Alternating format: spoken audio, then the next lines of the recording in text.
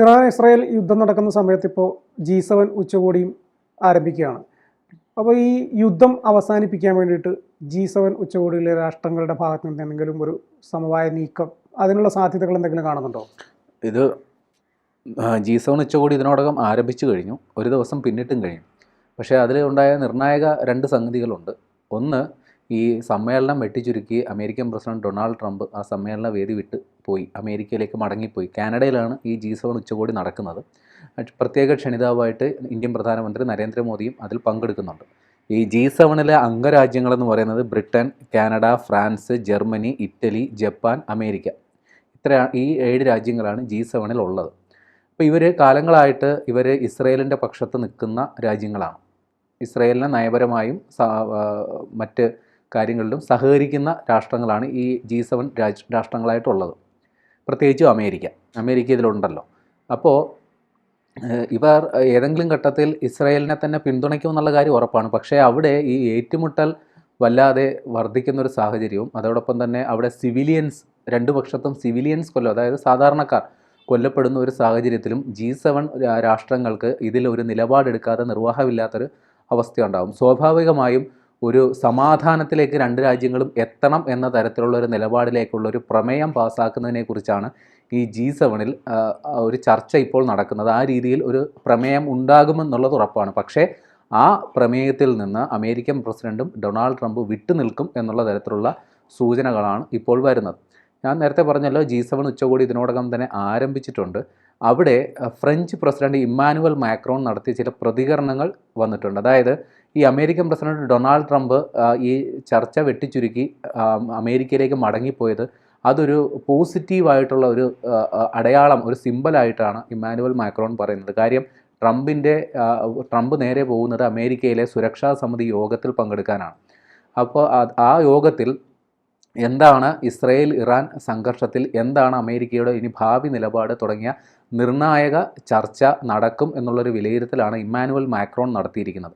പക്ഷേ ട്രംപ് ഈ G7 ഉച്ചകോടിയിൽ നിന്ന് മടങ്ങുന്നതിന് മുൻപായി മാധ്യമങ്ങളെ കണ്ടപ്പോൾ അദ്ദേഹം ഇസ്രയേലിനെ അനുകൂലിക്കുന്ന ഒരു നിലപാടാണ് എടുത്തത്.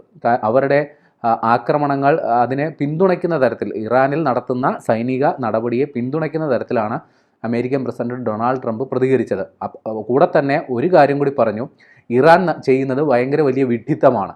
അവർ ഈ ഒരു ആണവ കരാറിലേക്ക്, എഗ്രിമെൻറ്റിലേക്ക് എത്തേണ്ടിയിരുന്നു, എന്നാൽ അതുണ്ടായില്ല. അതുകൊണ്ട് സാധാരണക്കാരുടെ, സിവിലിയൻസിൻ്റെ ജീവൻ നഷ്ടമാകുന്നു. അവർ ചെയ്യുന്ന വലിയൊരു വിഡ്ഢിത്തമാണിത്. അവർക്ക് ഇനി ആണവ ആയുധങ്ങൾ ഉണ്ടാകാനേ പാടില്ല. അത് നേരത്തെ തന്നെയുള്ള അമേരിക്കയുടെ നിലപാടാണ്. അതൊന്നുകൂടി ആവർത്തിച്ച് പറഞ്ഞതിന് ശേഷമാണ് ഡൊണാൾഡ് ട്രംപ് സ്വദേശത്തേക്ക് മടങ്ങിപ്പോയത്. അപ്പോൾ ഇനി അമേരിക്ക ഈ ഒരു മധ്യസ്ഥ ചർച്ചകൾക്ക് നേതൃത്വം കൊടുക്കുമോ ഇല്ലയോ എന്നുള്ളതാണ് അറിയേണ്ടത്. പക്ഷേ അതേസമയം തന്നെ അമേരിക്ക സൈനികമായി ഒരുങ്ങി തന്നെയാണ് ഉള്ളത്. കാര്യം ഏതെങ്കിലും ഒരു ഘട്ടത്തിൽ ഇറാൻ അമേരിക്കയുടെ സൈനിക താവളങ്ങളെ ആക്രമിക്കും എന്നുള്ള ഒരു പ്രതീക്ഷ, ഒരു കരുതൽ അമേരിക്കയ്ക്കുണ്ട്. മിഡിൽ ഈസ്റ്റിൽ ഏതാണ്ട് 19 സ്ഥലങ്ങളിൽ ചെറുതും വലുതുമായ സൈനിക താവളങ്ങൾ അമേരിക്കയ്ക്കുണ്ട്. ആ സൈനിക താവളങ്ങളെല്ലാം ഇപ്പോൾ ഡിഫെൻസീവ് പോസ്ചറിൽ നിൽക്കുന്നു. അതായത് ഏതൊരാക്രമണം ഉണ്ടായാലും അതിനെ പ്രതിരോധിക്കാൻ സജ്ജമായി നിൽക്കുന്നു എന്നുള്ളതാണ് വൈറ്റ് ഹൗസ് ഇപ്പോഴും നൽകുന്ന വിവരം. ഏതെങ്കിലും തരത്തിൽ ഇപ്പോഴും അമേരിക്കൻ സേന യുദ്ധത്തിൽ ഇടപെട്ടിട്ടില്ല. പക്ഷേ കിട്ടുന്ന വിവരങ്ങൾ പ്രകാരം അമേരിക്കൻ സേന തന്ത്രപരമായ യുദ്ധത്തിൽ പങ്കെടുക്കുന്നുണ്ട്. കാര്യം ഇസ്രയേൽ ഇറാനിൽ നടത്തുന്ന വ്യോമാക്രമണങ്ങൾക്കെല്ലാം തന്ത്രപരമായ പിന്തുണ അമേരിക്ക നൽകുന്നുണ്ട് എന്നുള്ളത് പകൽ പോലെ വ്യക്തമാണ്. കാരണം അമേരിക്ക നിയന്ത്രിക്കുന്ന വ്യോമപാതകൾ ഉപയോഗിച്ചുകൊണ്ട് തന്നെയാണ് ഇസ്രയേൽ ഇറാൻ്റെ മേൽ യുദ്ധവിമാനങ്ങൾ പറത്തുകയും അവിടെ ബോംബ് വർഷിക്കുകയൊക്കെ ചെയ്തുകൊണ്ടിരിക്കുന്നത്.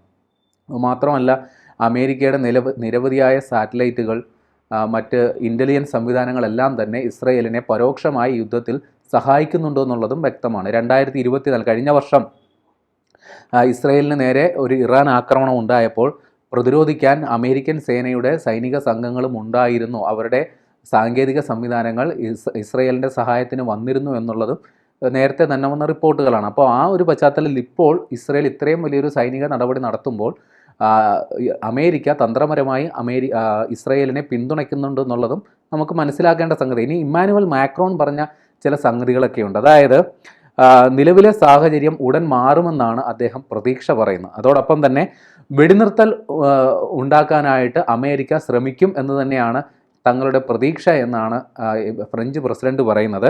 നിലവിലെ സാഹചര്യം മാറും എന്ന് പറയുമ്പോൾ യുദ്ധം അവസാനിക്കും എന്നുള്ള അതെ, കാര്യം ഞാൻ നേരത്തെ പറഞ്ഞിട്ടുണ്ടല്ലോ, ഇറാൻ ഇനി അധിക നേരം പിടിച്ചു നിൽക്കാനുള്ള കെൽപ്പ്, ത്രാണി ഇറാൻ ഇല്ല.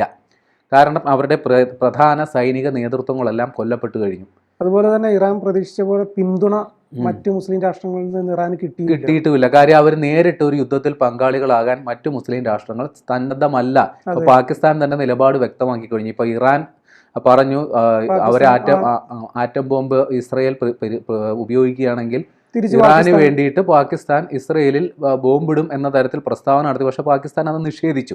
സമാനമായ ഒരു നിലപാടാണ് ഈ കാര്യത്തിൽ മറ്റ് മുസ്ലിം രാഷ്ട്രങ്ങൾ എടുത്തിരിക്കുന്നത്. അവർ ഒരു സമാധാന അന്തരീക്ഷം ഉണ്ടാക്കാനായിട്ട് ഒരു ചർച്ചകൾക്ക് സന്നദ്ധമായേക്കും. ഇപ്പോൾ ഇറാൻ അതിനാണ് ശ്രമിക്കുന്നത്. ഒമാനിനെയും ഖത്തറിനെയും സൗദിനെയൊക്കെ ബന്ധപ്പെട്ടിട്ടുണ്ട്. അമേരിക്കയിൽ സമ്മർദ്ദം ചെലുത്തി ഇസ്രയേലിനെ പ്രേരിപ്പിക്കണമെന്ന തരത്തിൽ ഇറാൻ നിലപാടെടുത്തിട്ടുണ്ടെന്നാണ് ഇപ്പം പറയുന്നത്. അതായത് അവർ ഇനിയും യുദ്ധം നീണ്ടുപോയാൽ ഏറ്റവും കൂടുതൽ നാശനഷ്ടം ഉണ്ടാകുന്നത്, അല്ലെങ്കിൽ ഏറ്റവും വലിയ തിരിച്ചടി ഉണ്ടാകാൻ പോകുന്ന ഇറാനാണ്. കാര്യം അവരുടെ സൈനികമായി അവർ ഇപ്പോൾ ദുർബലപ്പെട്ട് നിൽക്കുന്ന അവസ്ഥയിൽ അവരുടെ ആണവ കേന്ദ്രങ്ങൾ ആക്രമിക്കപ്പെട്ടു, എണ്ണപ്പാടങ്ങൾ നിന്ന് കത്തുന്ന ഒരവസ്ഥയുണ്ടായി, അവരുടെ ബാലിസ്റ്റിക് മിസൈൽ സംവിധാനങ്ങൾ ആക്രമിക്കപ്പെട്ടു.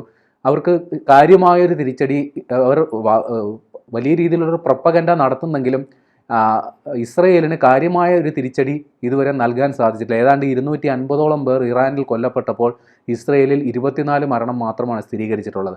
ഇസ്രയേലിൻ്റെ ഏതെങ്കിലും ഒരു സൈനിക മേധാവിയായോ തന്ത്രപ്രധാനമായ ഏതെങ്കിലും ഒരു നേതാവോ കൊല്ലപ്പെട്ടതായി ഇതുവരെ വാർത്തയില്ല. എന്നാൽ ഇറാനെ സംബന്ധിച്ച് അവരുടെ സൈനിക മേധാവികൾ കൊല്ലപ്പെട്ടു, അവരുടെ ആണവ ശാസ്ത്രജ്ഞന്മാർ കൊല്ലപ്പെട്ടു, അവരുടെ പരമോന്നത നേതാവായ അയത്തുള്ള അലി ഖമിനേയിയെ വധിക്കാൻ ഇസ്രയേൽ പദ്ധതിയിട്ടു. അതിനുള്ള അവസാനവട്ട ശ്രമങ്ങൾ നടത്തി. എന്നാൽ അവസാന നിമിഷം ഡൊണാൾഡ് ട്രംപ് ഇടപെട്ട് ആ പദ്ധതി റദ്ദ് ചെയ്തു എന്നതടക്കമുള്ള വാർത്തകൾ വരുന്നു. അതുകൊണ്ട് തന്നെ ഇറാൻ വലിയൊരു സമ്മർദ്ദത്തിലാണ്. അവർക്ക് ഇനി യുദ്ധം നീട്ടിക്കൊണ്ടു പോകുന്നത് വലിയ നാശനഷ്ടങ്ങൾ വരുത്തി വെക്കുമെന്നുള്ളത് കൊണ്ട് അവർ ഏതെങ്കിലും തരത്തിൽ ഒരു വെടിനിർത്തലിലേക്ക് പോകും എന്നുള്ളൊരു സൂചനയാണ് നൽകിയിട്ടുള്ളത്. അങ്ങനെ വെടിനിർത്തലിന് ഇസ്രയേൽ സന്നദ്ധമാവുകയാണെങ്കിൽ ഈ പറയുന്ന ആണവ നിർവ്യാപന കരാറിൽ അവർ ഇപ്പോൾ എടുത്തിരിക്കുന്ന നിലപാടിൽ ചില വിട്ടുവീഴ്ചകളൊക്കെ ആകാമെന്നുള്ളൊരു സൂചനയാണ് ഇറാൻ നൽകിയിട്ടുള്ളത്. ആ രീതിയിലുള്ള പരിപാടികളിലേക്ക് ഇറാൻ പോവുകയാണെങ്കിൽ ഈ യുദ്ധം അധിക നാൾ നീണ്ടു നിൽക്കുന്നുള്ളൊരു പ്രതീക്ഷ നമുക്കുണ്ട്. ഇനി ഇമ്മാനുവൽ മാക്രോൺ നടത്തിയൊരു പ്രസ്താവന കൂടി ഇപ്പോൾ പ്രസക്തമാണ്. അതായത് അദ്ദേഹം പറയുന്നത് ചർച്ചകൾ ഉടനെ പുനരാരംഭിക്കണം. അതായത് ഇറാനും അമേരിക്കയുമായിട്ടുള്ള ആണവ നിർവ്യാപന കരാർ അത് 4 വട്ടം അലസിപ്പിരിഞ്ഞു. 4ാം വട്ടം നടക്കാനുള്ളത് ഇപ്പോൾ ഈ ഏറ്റുമുട്ടലിൻ്റെ പശ്ചാത്തലത്തിൽ ആ ചർച്ചകളിൽ നിന്ന് പിൻവാങ്ങുമെന്ന് ഇറാൻ നിലപാടെടുത്തിരുന്നു. എന്നാൽ അത്തരം ചർച്ചകൾ ഉടനെ പുനരാരംഭിക്കണം. ആദ്യം പരിഗണിക്കേണ്ടത് വെടിനിർത്തലിനെ കുറിച്ചാണ്. അതിനുശേഷം മറ്റ് വിഷയങ്ങളെക്കുറിച്ച് കൂടുതൽ ചർച്ചകളാകാം. അതിനുശേഷം പരസ്പര സഹകരണം മറ്റ് കാര്യങ്ങളെക്കുറിച്ചും വേണമെങ്കിൽ ചർച്ചകളാകാം എന്നുള്ളൊരു നിലപാടാണ് ഫ്രഞ്ച് പ്രസിഡന്റ് ഇമ്മാനുവൽ മാക്രോൺ എടുത്തിരിക്കുന്നത്. ഫ്രാൻസും അമേരിക്കയുമായിട്ട് പല മേഖലയിലും സൈനികമായും സഹകരിക്കുന്ന 2 രാഷ്ട്രങ്ങളാണ്. അതുകൊണ്ട് തന്നെ അമേരിക്കൻ പ്രസിഡന്റ് ഡൊണാൾഡ് ട്രംപിന് മേൽ ഇത്തരത്തിലൊരു നിർദ്ദേശം വെക്കാൻ ഇപ്പോൾ G7 ഉച്ചകോടിയുടെ പശ്ചാത്തലത്തിൽ പോലും G7 രാഷ്ട്രങ്ങൾക്ക് അമേരിക്കൻ പ്രസിഡന്റിൻ്റെ മേൽ ഒരു തരത്തിൽ സമ്മർദ്ദം ചെലുത്താനായാൽ ഒരു പക്ഷേ സമീപഭാവിയിൽ തന്നെ ഇസ്രയേൽ ഇറാൻ സംഘർഷത്തിന് ഒരു താൽക്കാലികമായെങ്കിലും ഒരു പരിഹാരം ഉണ്ടാകാനുള്ള സാധ്യതയുണ്ട്.